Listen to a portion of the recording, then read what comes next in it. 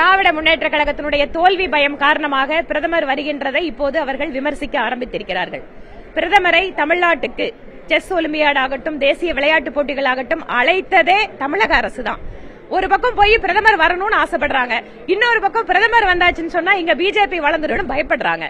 அதனால இன்று திமுகவினுடைய நிலைமை எப்படி இருக்குன்னா, இருதலை கொள்ளி எறும்பு போல இருக்காங்க. ஒரு பக்கம் அவங்களுக்கு பிரதமர் எல்லா திட்டம் துவக்கி வைக்கணும்னு ஆசை இருக்கு, திட்டங்கள் வேணும்னு ஆசைப்படுறாங்க. இன்னொரு பக்கம் பிரதமர் வந்துட்டா தமிழ்நாட்டில் அதிகமா பிஜேபி வளர்ந்துருமேனு பயப்படுறாங்க. இதுதான் நிலைமை. திமுக அழிந்து போகும், நாடாளுமன்ற தேர்தலுக்கு திமுக அழிந்து போகும் சொல்லிட்டு பல்லடம் பிரதமர் பேசுறாரு. திமுகவை அழிக்க நினைப்பவர்கள் அழிந்து போவார்கள். பிரதமர் அவர்கள் எந்த காரணத்திற்காக அதை சொன்னார்?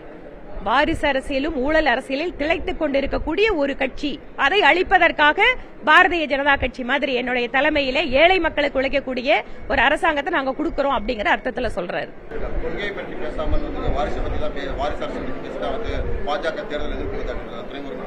ஆமா, வாரிசு அரசியல அவங்க கொள்கை தானே, அதனாலதான் கொள்கை எதிர்க்கிறோம்.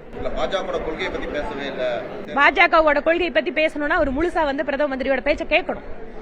அவருக்கு ஹிந்தி தெரியாது அப்படின்னாலும் பக்கத்திலே நாங்க டிரான்ஸ்லேட்டர் வச்சிருக்கோம். டிரான்ஸ்லேட்டர் என்ன பேசினாரு?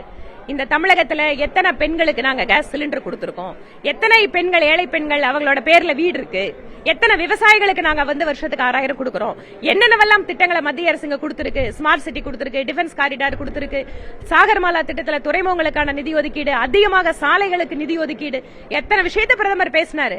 நல்ல விஷயத்தை கேட்க கூடாதுன்னு திமுக காத அடைச்சிட்டு இருக்காங்கன்னா நாங்க என்ன பண்ண முடியும்? பிரதமர் பேசுற நல்லதெல்லாம் காது கொடுத்து கேட்க சொல்லுங்க.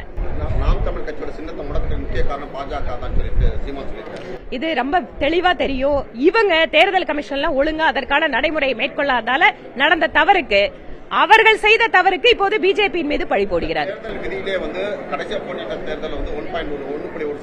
வாக்கு பெற்றதால் சின்ன கொடுக்கின்ற விதி இருக்கு.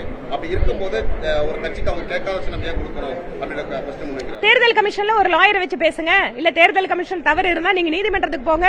அதை விட்டுட்டு எதுக்கு பிஜேபி மேல பாயறீங்க? நாடாளுமன்ற தேர்தலுக்கு பிறகு அதை தேசிய பலம் வச்சிருக்கூடிய காங்கிரஸ் வச்சிருக்கூடிய பாஜக கட்சியை நான் நடத்துவேன், அந்த சின்னத்தை ஒழிச்சே தீர்வேன் சொல்லி தேர்தல் 3வது முறையாக பிரதமர் மோடி அமர்ந்ததற்கு பின்பாக அதுக்கப்புறம் அவர் கேஸ் போடட்டும். கேஸ் நாங்க கோர்ட்ல சந்திக்கிறோம். நன்றி.